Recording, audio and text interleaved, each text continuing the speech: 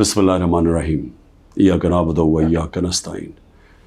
मेरे पाकिस्तानियों, जब मैं क्रिकेट खेलता था तो क्रिकेट की दुनिया के अंदर अपने अपने अंपायर होते थे, जो हर मुल्क अपने अंपायर खड़े करता था। और मेरे मैं 20 साल इंटरनेशनल क्रिकेट खेला हूँ, तो जो 10 साल थे, 10 साल से भी ज़्यादा, कुछ 14-15 साल थे जिसमें अपने अपने अंपायर होते थे। और बहुत इंतशार होता था क्रिकेट ग्राउंडों पे, क्योंकि जब टीम दूसरे मुल्क में जाके हारती थी वो कहती थी जी उनके अंपायरों ने हमें हरा दिया। और कई दफ़ा ये ठीक होता था कि अपने अंपायर अपनी टीम की मदद करते थे।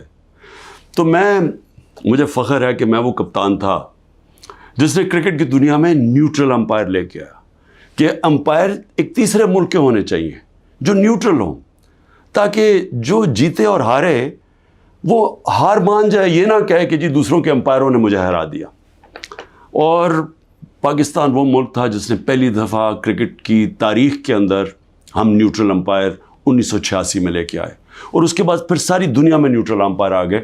और आज जो आप क्रिकेट मैचेस पे ग्राउंडों पे देखते हैं तो वो सारा इंतशार ख़त्म हो गया है, क्योंकि लोगों को फ़ैसले मुनसिफाना लगते हैं अब, क्योंकि अब उनको ये नहीं लगता कि अपने मुल्क के अंपायर अपने मुल्क की मदद कर रहे हैं। अब मैं आता हूँ पाकिस्तान पे।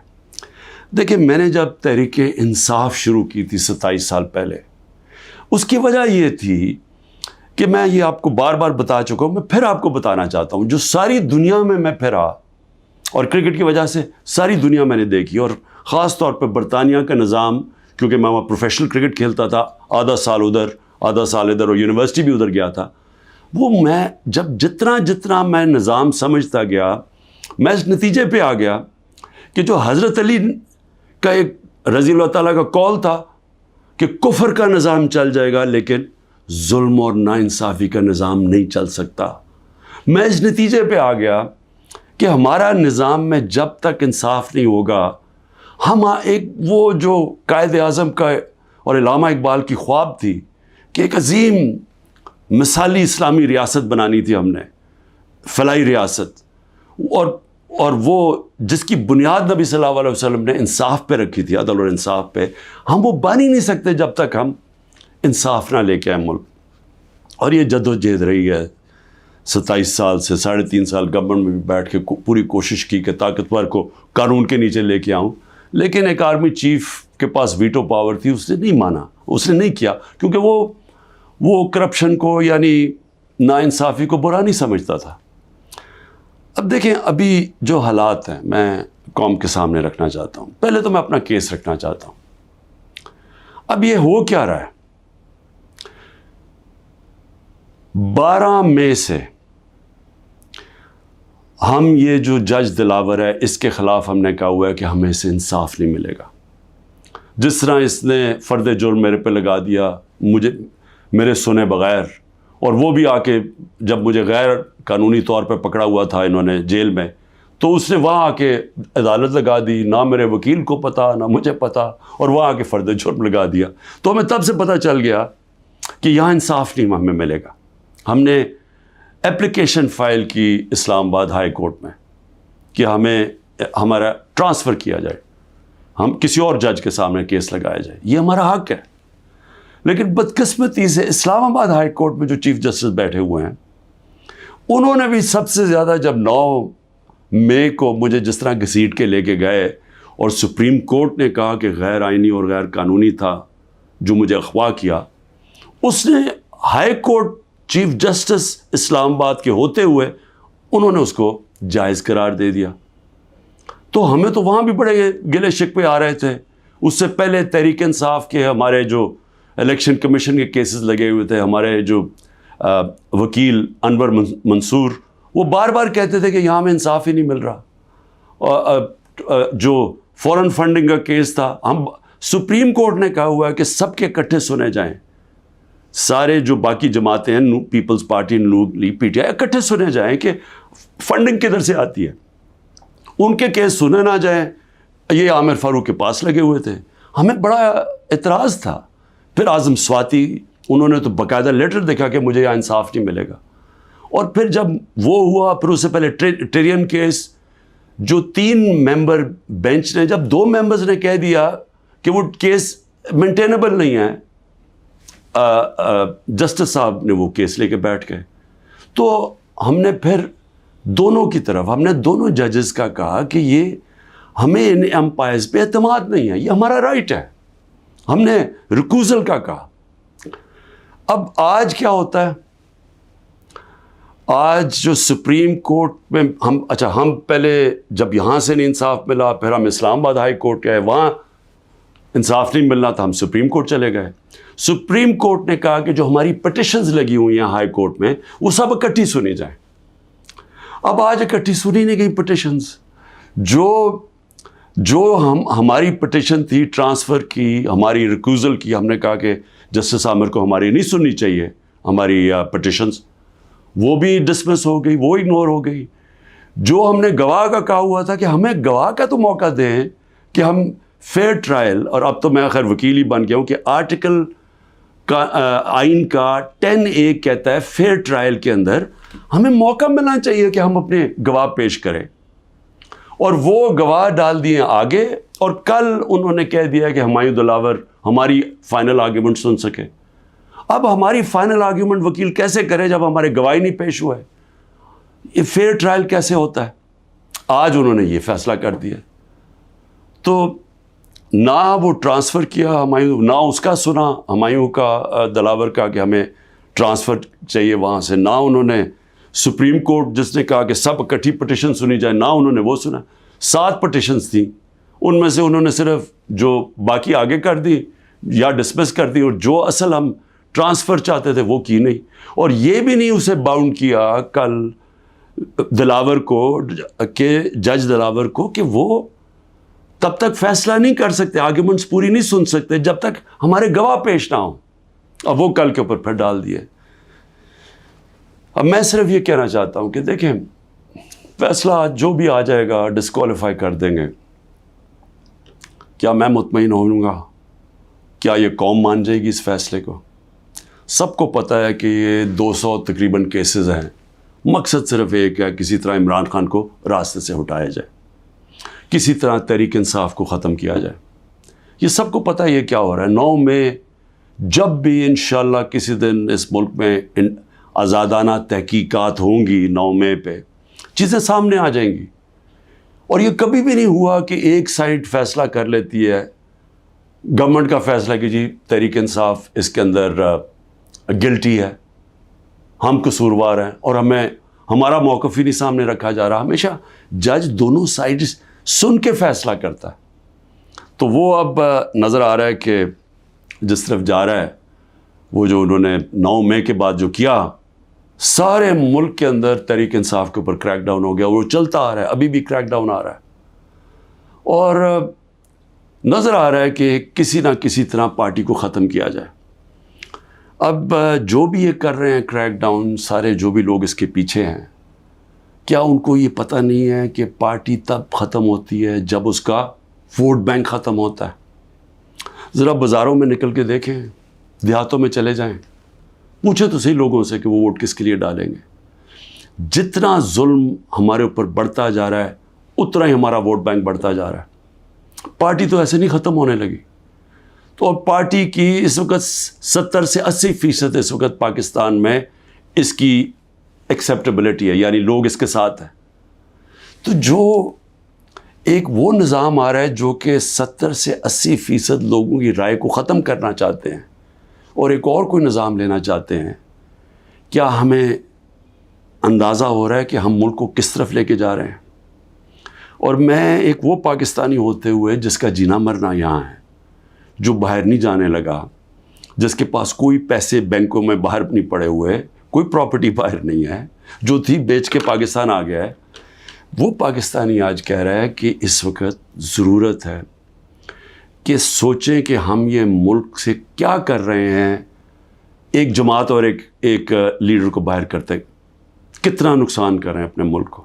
اور جو بھی یہ پلان بن رہے ہیں کہ اس کے کوئی ملک چل جائے گا ڈنڈے کے زور سے, لوگوں کو جیلوں میں ڈال کے, ایک پولیس اسٹیٹ بنا کے, ان کو دنیا کی تاریخ کا کوئی تاریخ کا آئیڈیا ہی نہیں ہے. آپ یہ دیکھیں، میں یہ اپنی قوم کو صرف آپ کو ایک قسم کا تاریخ کا لیسن بھی دینا چاہتا ہوں، ہر اپنے نوجوانوں کو خاص طور پہ. میں یہ پہلے بھی کہہ چکا ہوں، 1945 میں دوسری جنگ عظیم کے بعد یورپ آدھا ہو گیا، آدھا چلا گیا جمہوریت کی طرف، آدھا چلا گیا یہ پولیس اسٹیٹ بن گیا ڈکٹیٹرشپ کی طرف. آدھے میں انہوں نے ان کو بند کر کے کنٹرول کیا، لوگوں کو ان کی آزادی رائے ختم کی، حقیقی جمہوریت ختم کر دی، حقیقی آزادی ختم کر دی، آدھی آزاد ہو گیا. ساری دنیا کے سامنے 50 سال کے بعد نتیجہ آ گیا. جو آزاد تھے وہ خوشحال ہو گئے. آج بھی وہ جو جن ملکوں کے اندر جو وہی یورپین تھے جدھر آزادی نہیں تھی، آج بھی وہ پیچھے ہیں ابھی تک.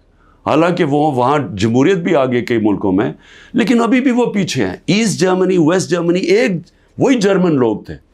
جدھر ڈکٹیٹرشپ آ گئی، یعنی ان کو اسی طرح کی جو ہمیں جس طرف لے کے جا رہے ہیں، وہاں غربت آ گئی.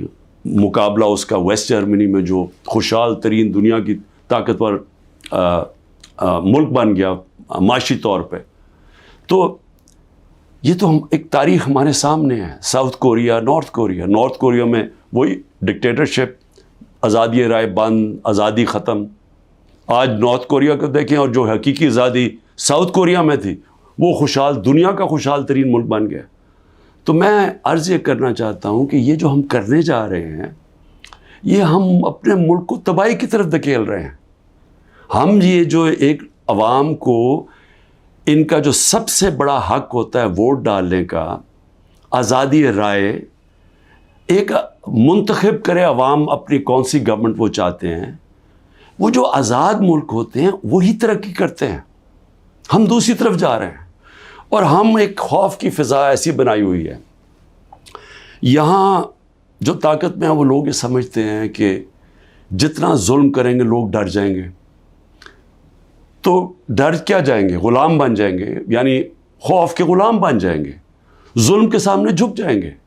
جو میں بار بار مثال دیتا ہوں، جو یزید نے کیا کوفہ کے لوگوں سے، اپنا گورنر بٹھایا، اس نے ان کو ظلم کر کے ان کو سیم کے وہ لوگ بنا دیے جو جانوروں کے اوپر یعنی جانوروں کے لیول پہ پہنچ گئے. تو آج ہم وہی کر رہے ہیں پاکستان سے. مجھے آج ابھی میں وکیلوں سے مل رہا تھا، انہوں نے مجھے خبر دی کہ جو ہمارے سینئر لوگ جیلوں میں، ایک تو وہ ہیں جو کہ ہمارے کارکن جیلوں میں ہیں، برے حالات میں ہیں، لیکن وہ جوان ہیں، تکڑے ہیں. لیکن جو سینئر لوگ ہیں، انہوں نے مجھے رپورٹ دی. ڈاکٹر یاسمین کتنی دفعہ بیمار ہوئی ہیں، تقریباً 75 سال کی ہیں. محمود رشید، وہ 70 سال سے اوپر ہے، ان کو ہارٹ پرابلم ہے، وہ کس مشکل سے گزر رہے ہیں، بیمار ہوئے کتنی دفعہ.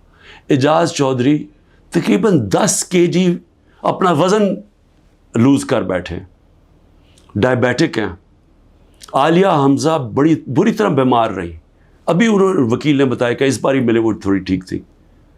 تو میں عمر چیمہ کے حالات بتائے، وہ ویٹ لوز کر بیٹھا ہے، اس کی بیوی عدالت میں گئی، ان کو پکڑ کے جیل میں ڈال دیا.